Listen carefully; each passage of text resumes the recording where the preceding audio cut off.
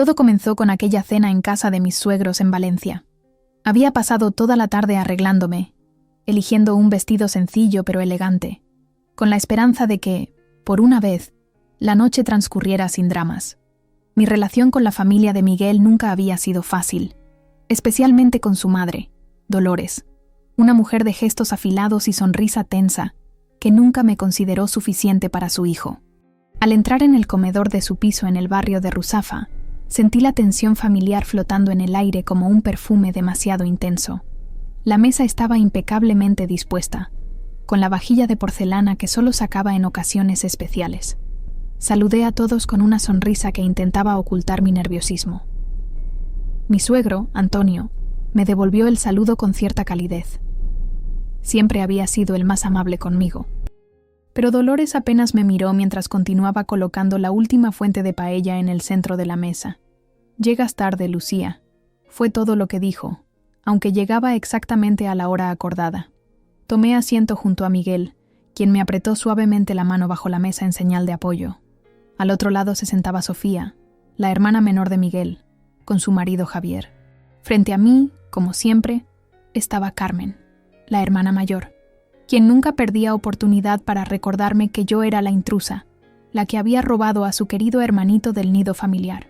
La cena avanzó entre conversaciones superficiales sobre el trabajo de Antonio en el banco, las clases de piano de la hija de Sofía y los preparativos para la próxima feria de julio.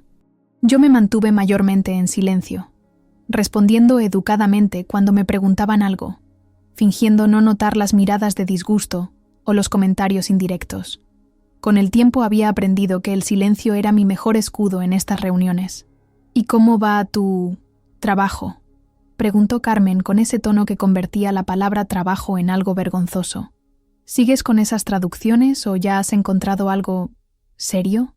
Respiré hondo antes de responder. «Las traducciones van muy bien. Acabo de terminar un proyecto importante para una editorial de Barcelona. No mencioné que gracias a ese proyecto habíamos podido pagar la entrada del piso que compartíamos Miguel y yo». Carmen intercambió una mirada con su madre. «Claro, qué bien. Aunque siempre pensé que Miguel se casaría con alguien con una profesión más estable, como una médica o una abogada». Miguel empezó a decir algo, pero Dolores lo interrumpió sirviendo más vino. «Hijo, ¿te has planteado volver a la empresa de tu padre? Javier está haciendo un trabajo excelente allí, y siempre hay un puesto para ti». Era la misma conversación de siempre. Miguel había decidido dejar el negocio familiar para abrir su propio estudio de arquitectura, algo que su familia nunca había aceptado del todo. De alguna manera, yo siempre acababa siendo la culpable de esa decisión. La tensión aumentaba con cada bocado de postre. El flan que Dolores había preparado estaba delicioso, pero cada cucharada me resultaba más difícil de tragar. La conversación derivó hacia el tema de los niños, otra puñalada habitual. «Ya va siendo hora de que nos deis nietos, ¿no?», comentó Antonio con una sonrisa que pretendía ser amable. «Todos vuestros primos ya tienen al menos 2. Noté cómo Miguel se tensaba a mi lado. Habíamos intentado concebir durante 3 años sin éxito, algo que solo sabían nuestros médicos y nadie más.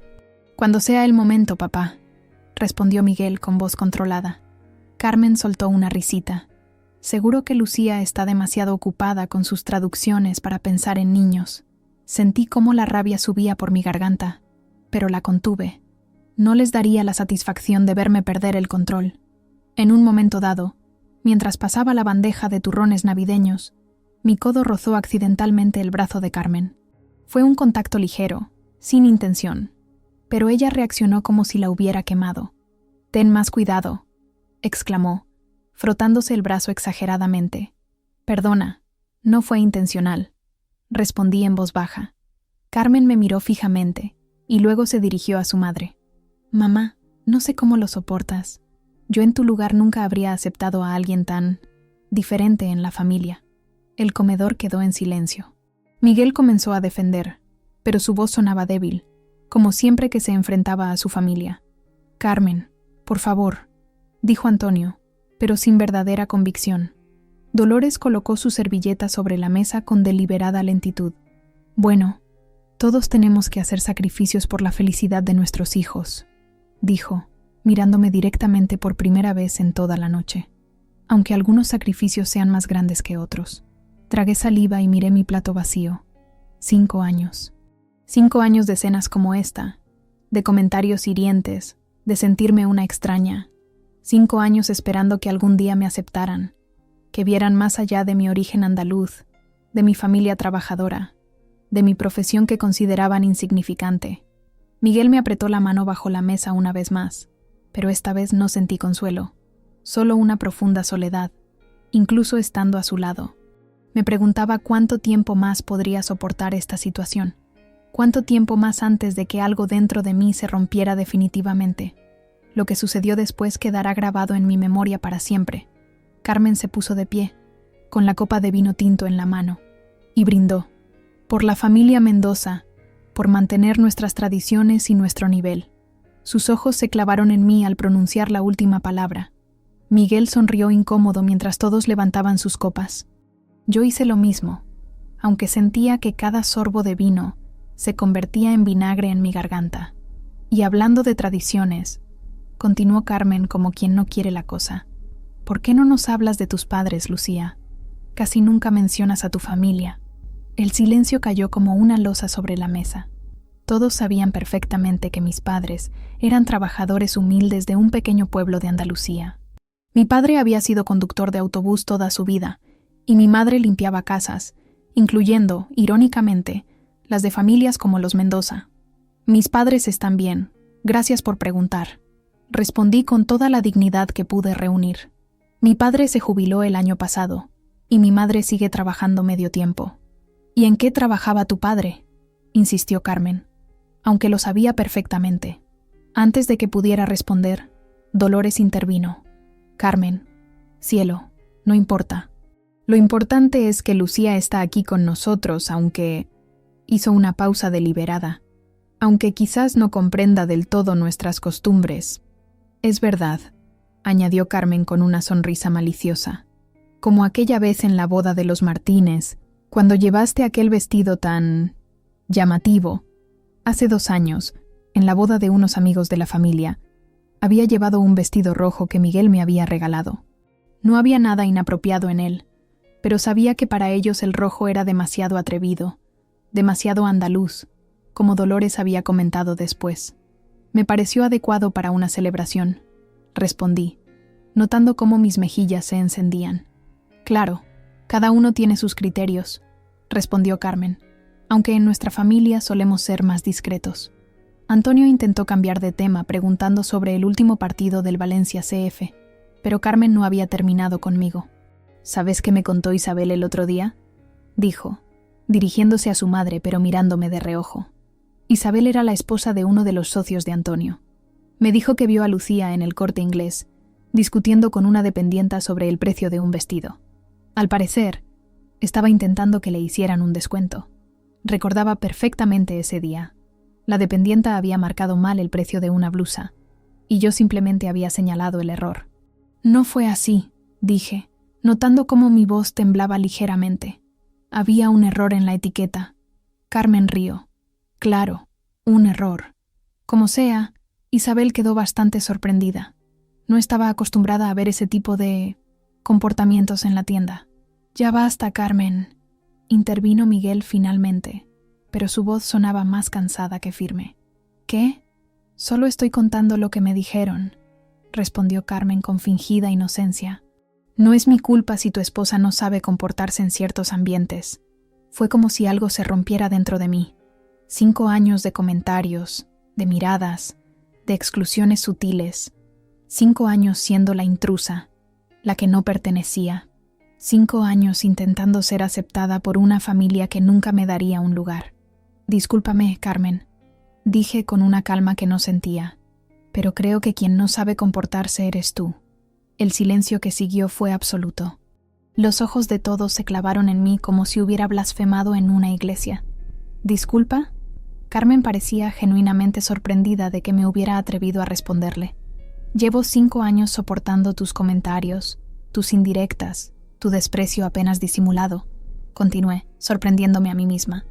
5 años intentando encajar en una familia que me ha juzgado desde el primer día por mi origen, por la profesión de mis padres, por cómo hablo o cómo me visto.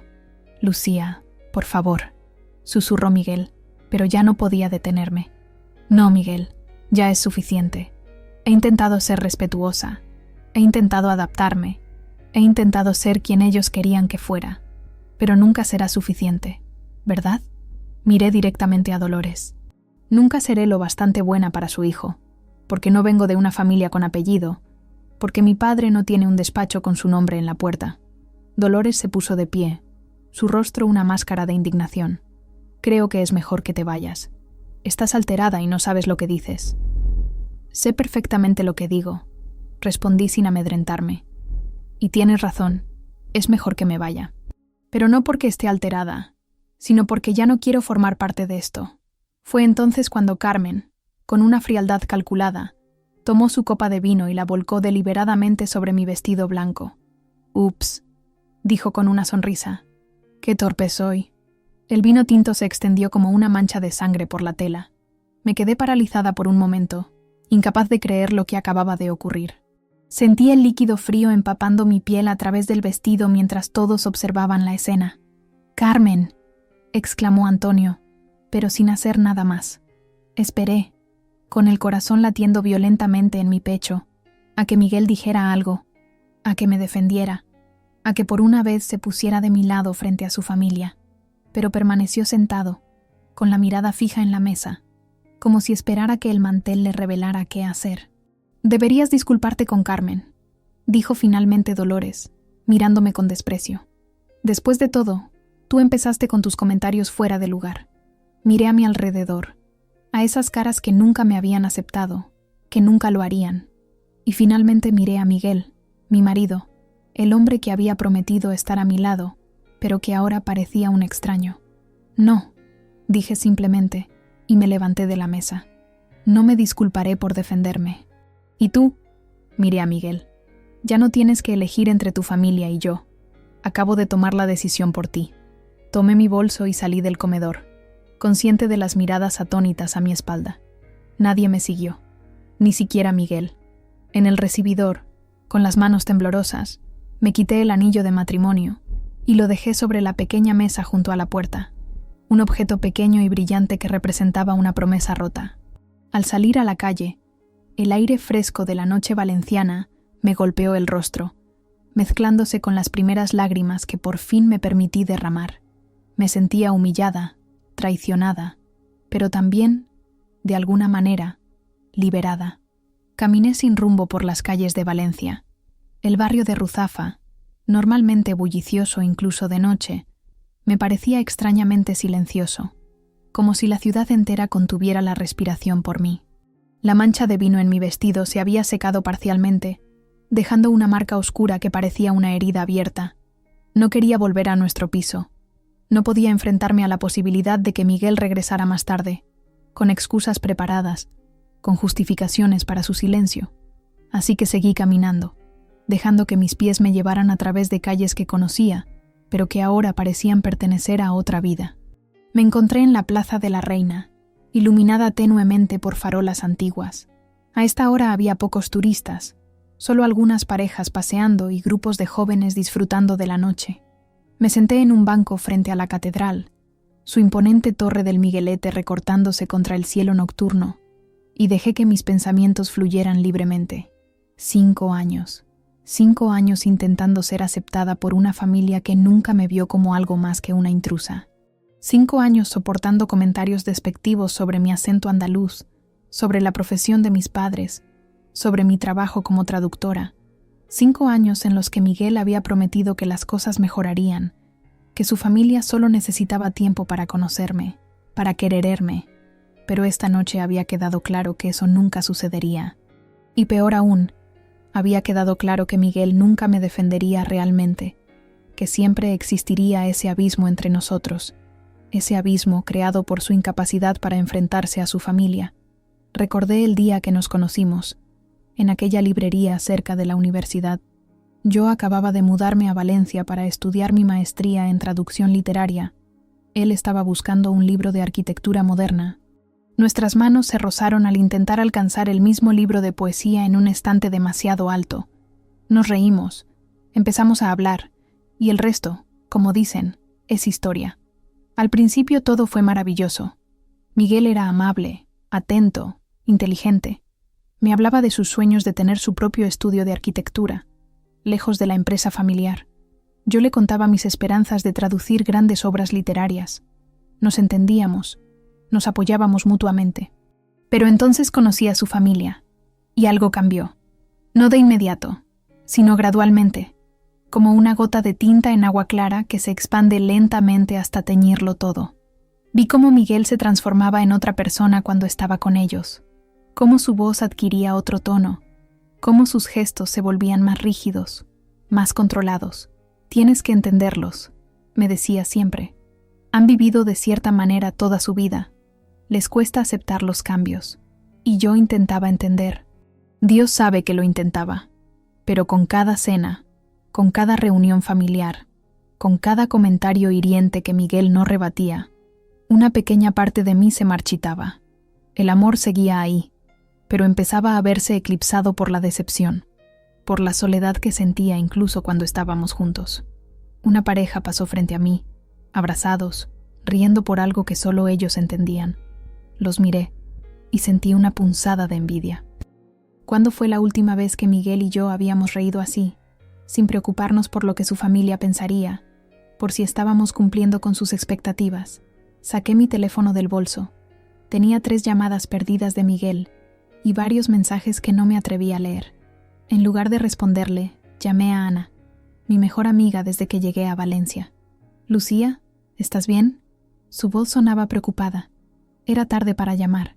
«No», respondí simplemente, y las lágrimas que había estado conteniendo finalmente brotaron. «No estoy bien, Ana». Le conté lo sucedido, mi voz entrecortada por el llanto. Ana escuchó en silencio, como siempre hacía. «Ven a casa», dijo cuando terminé. «No deberías estar sola ahora mismo. Puedes quedarte todo el tiempo que necesites». «Gracias», respondí, sintiéndome agradecida por tener al menos una persona en Valencia que me quería tal como era. Tomé un taxi hasta el piso de Ana en Benimaclet, un barrio bohemio y acogedor al norte de la ciudad. Durante todo el trayecto, mi mente no dejaba de reproducir la escena en el comedor de los Mendoza, el vino derramándose sobre mi vestido, la mirada triunfante de Carmen y, sobre todo, el silencio de Miguel, su terrible y ensordecedor silencio. Ana me esperaba en la puerta de su edificio. Me abrazó fuertemente sin decir nada y subimos a su pequeño pero acogedor apartamento. Me prestó ropa limpia y preparó té mientras yo me duchaba, intentando lavar no solo los restos de vino, sino también la humillación que sentía pegada a mi piel.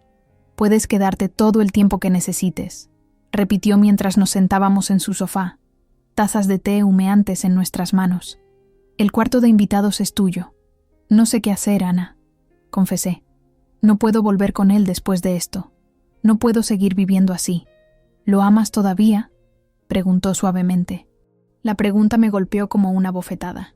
¿Amaba todavía a Miguel? ¿O amaba la idea de lo que una vez tuvimos, de lo que podríamos haber sido si las circunstancias hubieran sido diferentes? «No lo sé», respondí honestamente. «Una parte de mí lo ama, pero otra parte no puede perdonarle su silencio, su cobardía. No puedo seguir con alguien que no es capaz de defenderme, que no me pone en primer lugar». Ana asintió, comprensiva. «No tienes que decidir nada esta noche. Descansa, piensa, y mañana verás las cosas con más claridad». Esa noche, acostada en la cama del cuarto de invitados, mirando el techo desconocido, tomé una decisión. No volvería arrastrándome, pidiendo perdón por algo que no había hecho. No seguiría intentando encajar en una familia que nunca me aceptaría. Y sobre todo, no continuaría con un hombre que no había sido capaz de ponerse de pie y decir «basta» cuando su esposa era humillada frente a todos. Mañana iría al piso que compartía con Miguel. Recogería mis cosas y empezaría de nuevo. Sola, quizás, pero al menos con mi dignidad intacta. Tendría que renunciar a muchas cosas, reconstruir mi vida desde cero, pero sabía que tenía la fuerza para hacerlo. Al fin y al cabo, era andaluza, hija de trabajadores que nunca se habían rendido ante las dificultades. Por primera vez en muchas horas, sentí una extraña calma. El camino que tenía por delante sería solitario, al menos al principio, pero era mi camino. Y eso, por ahora, era suficiente. Pasé una semana en casa de Ana. 7 días en los que mi teléfono no dejó de sonar con llamadas y mensajes de Miguel. Al principio, eran disculpas. Luego, reproches. ¿Cómo pudiste hablarle así a mi familia? Mi madre está muy disgustada. Carmen dice que exageraste todo. Finalmente, súplicas. Por favor, vuelve a casa. Te necesito. No puedo vivir sin ti. No contesté ninguno. Necesitaba ese tiempo para mí, para pensar con claridad sin su voz, sin sus excusas nublando mi juicio. Ana respetó mi espacio, limitándose a asegurarse de que comía y a ofrecerme su hombro cuando las lágrimas aparecían sin previo aviso, generalmente al anochecer, cuando los recuerdos se volvían más intensos. Al 8º día, decidí que era hora de actuar. No podía seguir escondiéndome. No era esa clase de mujer. Nunca lo había sido. Voy a ir al piso a recoger mis cosas, le anuncié a Ana durante el desayuno. Miguel estará trabajando, así que tendré tiempo suficiente. ¿Quieres que te acompañe?, ofreció, preocupación en su mirada. No, gracias. Es algo que necesito hacer sola. Me puse unos vaqueros y una blusa sencilla. Recogí mi pelo en una coleta y tomé el metro hasta su barrio. El Ensanche, con sus edificios modernistas, sus cafeterías elegantes y sus tiendas de diseño, había sido mi hogar durante los últimos 4 años. Ahora me parecía un lugar ajeno, como si perteneciera a otra vida, a otra Lucía. Al llegar al portal, dudé. ¿Y si Miguel estaba en casa? ¿Y si había decidido no ir a trabajar? Respiré hondo y metí la llave en la cerradura. La puerta se abrió con un clic familiar. El piso estaba vacío y sorprendentemente desordenado. Miguel, siempre tan meticuloso con sus cosas, había dejado platos sucios en el fregadero, ropa tirada sobre el sofá, papeles esparcidos por la mesa del comedor. Era como si, sin mí, hubiera perdido la capacidad de mantener un mínimo orden. Fui directamente a nuestro dormitorio y empecé a sacar mi ropa del armario. Tenía una maleta grande, pero pronto vi que no sería suficiente. Tendría que hacer varios viajes o pedir un taxi. Mientras doblaba mis jerseys, mis ojos se posaron en la mesita de noche. Allí, en un portarretratos de plata, había una foto nuestra en Sevilla, mi ciudad natal.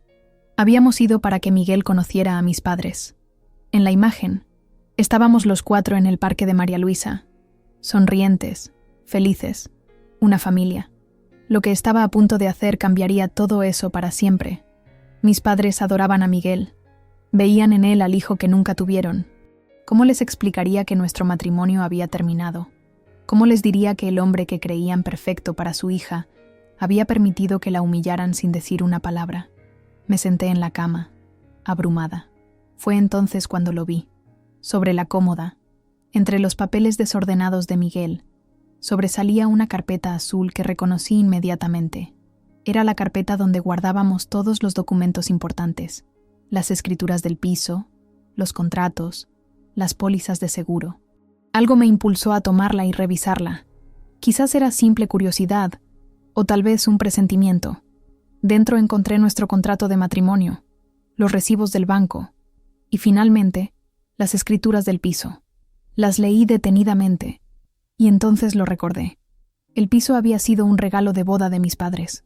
Con los ahorros de toda su vida, habían dado la entrada, y Miguel y yo pagábamos la hipoteca mensualmente.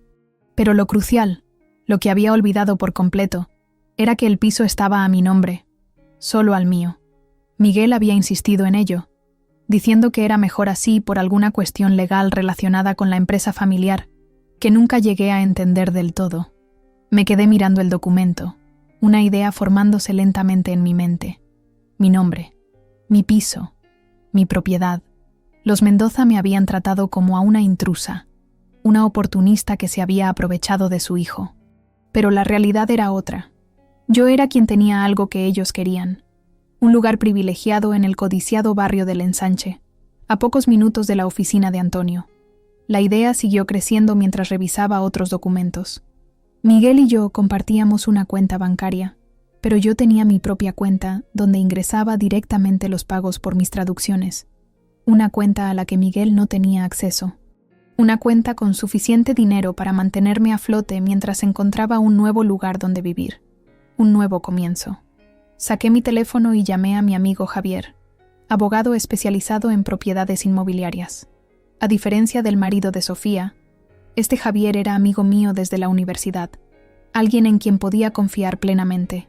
«Javier, necesito tu ayuda», dije en cuanto contestó. «Es sobre mi piso. Necesito saber cuáles son mis derechos». Le expliqué brevemente la situación, sin entrar en detalles sobre lo sucedido con la familia de Miguel. No era necesario. Javier escuchó atentamente y luego habló con la claridad que siempre lo caracterizaba. «Lucía, legalmente el piso es tuyo. Si quieres que Miguel se vaya, estás en tu derecho de pedírselo. Si se niega, podemos iniciar un proceso de desalojo, aunque eso llevaría tiempo y sería complicado tratándose de tu marido. Lo mejor sería llegar a un acuerdo. ¿Y si yo me voy y sigo pagando la hipoteca? Entonces estarías pagando por un lugar en el que no vives, mientras él se beneficia. No te lo recomendaría. ¿Y si vendo el piso?» Hubo un breve silencio al otro lado de la línea. «Legalmente puedes hacerlo, pero necesitarías el consentimiento de Miguel si sigue figurando como residente, aunque no sea propietario. ¿A menos que qué? A menos que puedas demostrar que ya no vive allí. Si has dejado el domicilio conyugal por una razón justificada, como podría ser un caso de maltrato psicológico, y él ha abandonado el piso voluntariamente, entonces potencialmente podrías proceder con la venta». Maltrato psicológico. Las palabras resonaron en mi mente. ¿No era eso exactamente lo que había sufrido durante años por parte de la familia de Miguel, con su consentimiento tácito? ¿No era eso lo que había culminado esa noche con un vaso de vino sobre mi vestido y el silencio de quien había jurado protegerme? «Entiendo», dije finalmente. «Gracias, Javier. ¿Podríamos reunirnos mañana para discutir los detalles?» Acordamos vernos en su despacho a primera hora. Colgué y miré a mi alrededor, viendo nuestro hogar con nuevos ojos. Ya no se trataba solo de recoger mis pertenencias. Se trataba de recuperar mi dignidad, mi poder. De demostrarle a Miguel, a Carmen, a Dolores, a todos los Mendoza, que no podían pisotearme sin consecuencias. Tomé la carpeta azul y un par de prendas esenciales. El resto podía esperar. Tenía un plan que poner en marcha, una lección que enseñar. Y esta vez sería yo quien dictaría las reglas. La reunión con Javier fue esclarecedora.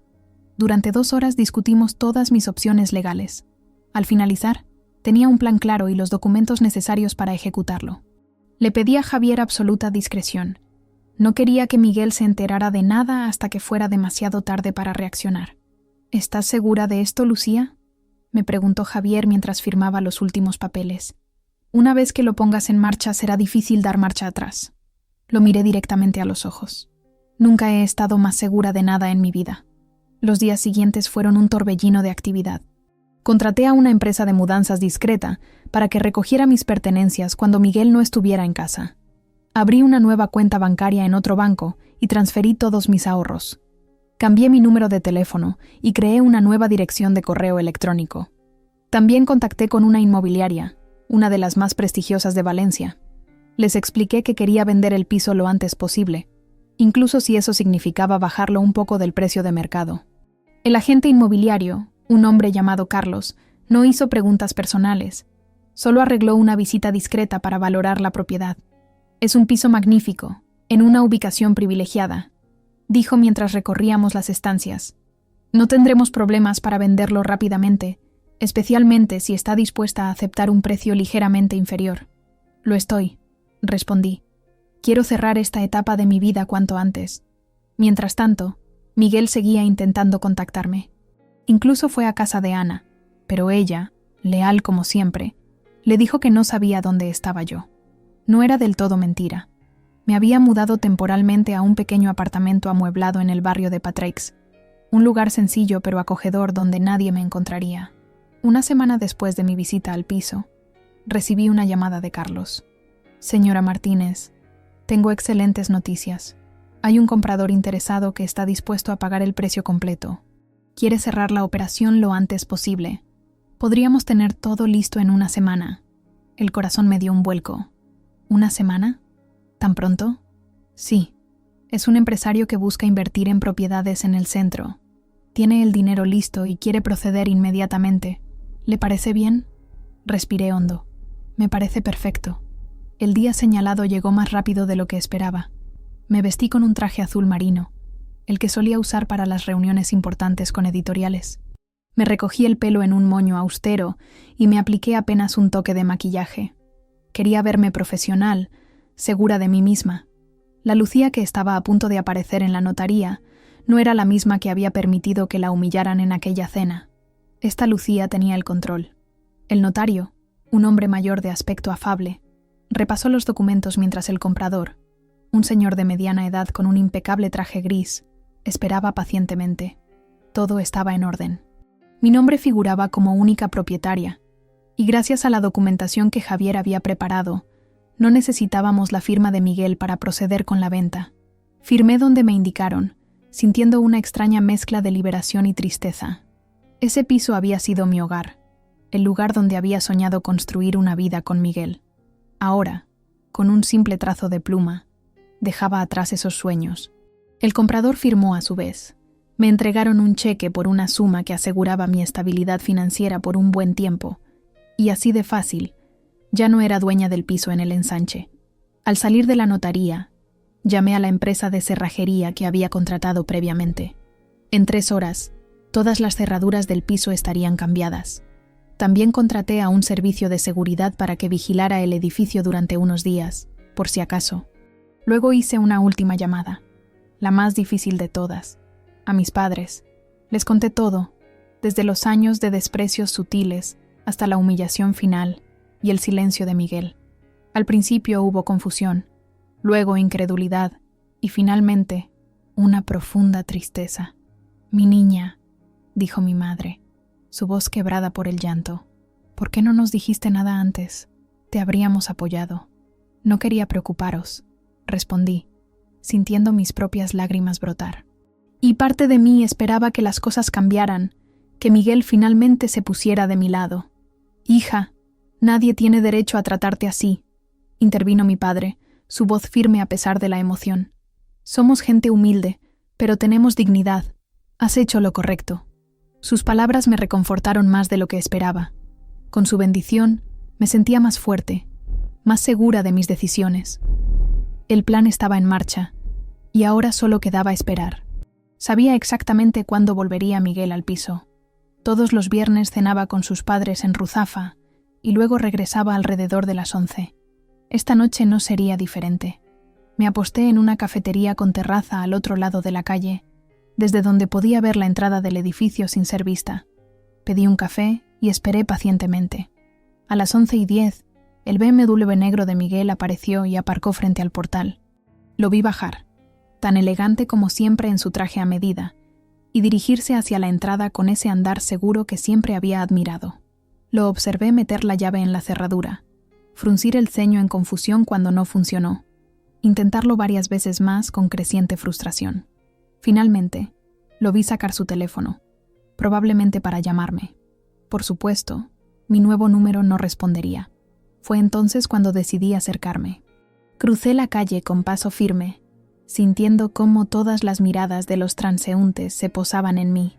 O quizás solo era mi imaginación, amplificada por la adrenalina del momento. «No funcionará», dije cuando estuve lo suficientemente cerca. «He cambiado las cerraduras». Miguel se giró, sobresaltado. Su rostro reflejó una cascada de emociones: sorpresa, alivio, confusión. Y finalmente, cuando procesó mis palabras, alarma. «Lucía, ¿qué estás diciendo? ¿Por qué has cambiado las cerraduras? Este es nuestro piso». «Era nuestro piso», le corregí, manteniendo la calma. «Ahora pertenece al señor Ramírez, un empresario muy amable que ha pagado un precio excelente por él». La confusión en su rostro dio paso a la incredulidad, luego al pánico. «¿Has vendido nuestro piso? No puedes hacer eso. Necesitas mi firma». «En realidad no. El piso estaba a mi nombre, ¿recuerdas? Fue tu idea, por cierto». «Algo sobre proteger el patrimonio familiar en caso de problemas con la empresa de tu padre. Irónico, ¿no crees?». Se quedó sin palabras, abriendo y cerrando la boca como un pez fuera del agua. Finalmente, encontró su voz. ¿Dónde se supone que voy a vivir ahora? Todas mis cosas están ahí dentro. Saqué un sobre de mi bolso y se lo entregué. Esta es la dirección de una empresa de almacenamiento. Tus pertenencias fueron trasladadas allí esta mañana. El alquiler está pagado por un mes, tiempo suficiente para que encuentres otro lugar. Miguel tomó el sobre con manos temblorosas, la realidad de la situación finalmente golpeándolo con toda su fuerza. ¿Por qué, Lucía? ¿Por qué harías algo así? Lo miré, buscando en su rostro al hombre que había amado, al Miguel de la librería, del parque de María Luisa, de nuestros primeros años juntos. Pero ese hombre ya no estaba allí. Quizás nunca había existido realmente, porque durante 5 años permití que tu familia me tratara como si fuera menos que ellos. Y durante 5 años, tú lo permitiste también, porque cuando tu hermana me humilló delante de todos, te quedaste sentado, mudo, porque elegiste la cobardía en lugar del amor. Y esa es una elección que tiene consecuencias. Dio un paso hacia mí, pero yo retrocedí, manteniendo la distancia. Lucía, por favor, podemos arreglar esto. Te amo. Hablaré con mi familia. Les diré que tienen que respetarte, que... Es demasiado tarde. Lo interrumpí. Ya no te creo. Y lo que es más importante, ya no me importa. Adiós, Miguel. Me di la vuelta y comencé a alejarme, sintiendo su mirada clavada en mi espalda. No me volví ni una sola vez. Los días siguientes fueron una montaña rusa emocional. Miguel no se dio por vencido fácilmente. Llamó a Ana, a mis colegas traductores, incluso a mis padres en Sevilla. Nadie le dio información sobre mí. Mi padre, un hombre generalmente amable y conciliador, le había dicho simplemente: «Mi hija no quiere verte, y nosotros respetamos su decisión. Te sugiero que hagas lo mismo». La familia Mendoza también entró en acción. Dolores llamó a mis padres, alternando entre súplicas y amenazas veladas. Carmen apareció en la editorial donde solía entregar mis traducciones, exigiendo hablar conmigo. Antonio incluso contrató a un detective privado, según me contó un antiguo vecino que seguía en contacto conmigo.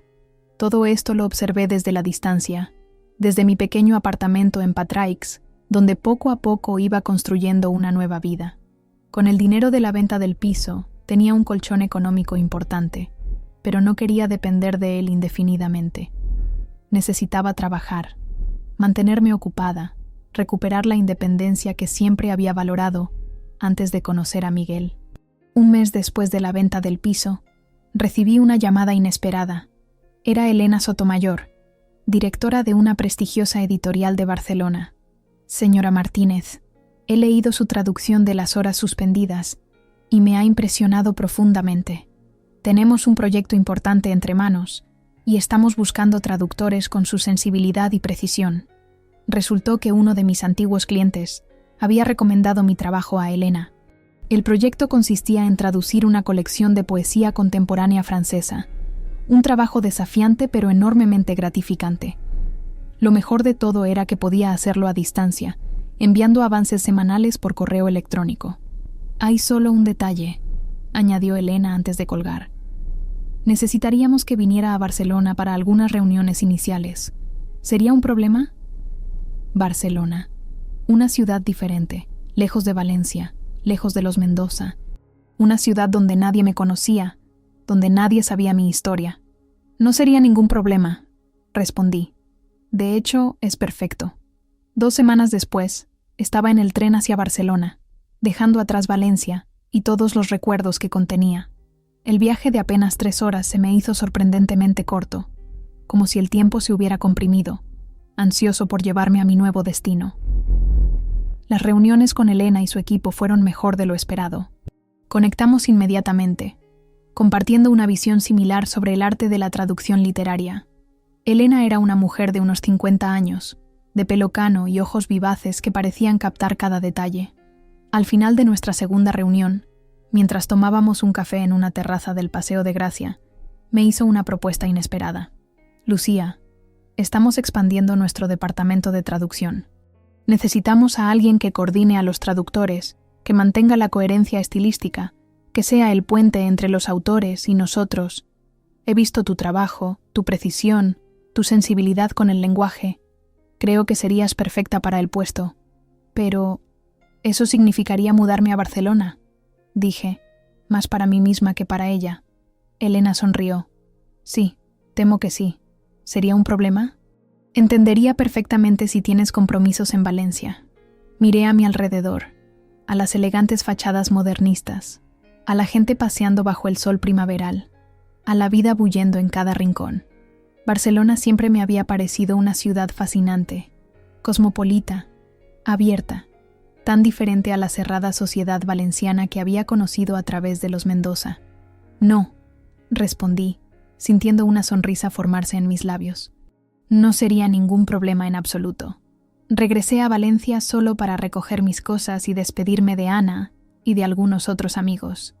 Alquilé un pequeño estudio en el barrio de Gracia, un lugar lleno de plazas encantadoras y callejuelas estrechas que invitaban a perderse. La editorial estaba a solo 20 minutos a pie, un paseo que pronto se convirtió en mi momento favorito del día. Los primeros meses fueron de adaptación. Aprendí a moverme por la ciudad, a distinguir el acento catalán, a descubrir pequeños restaurantes donde me trataban como a una habitante más y no como a una turista. Hice nuevas amistades, especialmente en la editorial, donde el ambiente era intelectualmente estimulante y emocionalmente cálido. Fue en uno de esos restaurantes donde conocí a Jordi, un profesor de literatura en la Universidad de Barcelona. Estaba sentado en la mesa contigua, leyendo un libro que yo acababa de traducir. No pude evitar comentarlo, y así comenzó una conversación que se extendió durante horas. Jordi era diferente a Miguel en todos los sentidos. Tranquilo, reflexivo, seguro de sí mismo sin necesidad de alardear. No tenía el atractivo convencional de Miguel, pero había algo en sus ojos, en su forma de escuchar de verdad cuando le hablabas, que lo hacía infinitamente más interesante. Comenzamos a quedar como amigos, para hablar de libros, de traducciones, de la vida académica. Poco a poco, casi sin darme cuenta, esas conversaciones se convirtieron en algo más profundo. En ningún momento me presionó, respetando siempre mi espacio, mi historia que fui compartiendo con él en pequeñas dosis, cuando me sentía preparada. Suena a que esa familia nunca te mereció, comentó simplemente cuando le conté lo sucedido con los Mendoza. No añadió más. No trató de juzgar ni de ofrecer consejos no solicitados.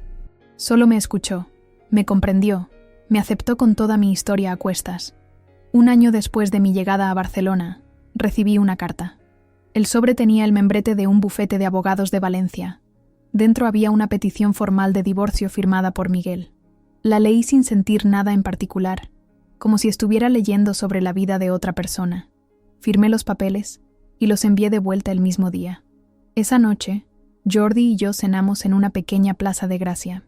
Le conté sobre la carta, y su respuesta fue simplemente tomar mi mano y besarla suavemente. ¿Estás bien?, preguntó. Sorprendentemente, sí, respondí con sinceridad. Es como cerrar un libro que ya había terminado de leer hace tiempo. El divorcio se finalizó 3 meses después, sin complicaciones. No pedí nada a Miguel, y él no pidió nada de mí. Un final limpio para una historia que había dejado de importarme. Mis padres vinieron a visitarme ese verano. Les mostré mi nuevo hogar, mi trabajo en la editorial, mi vida en Barcelona.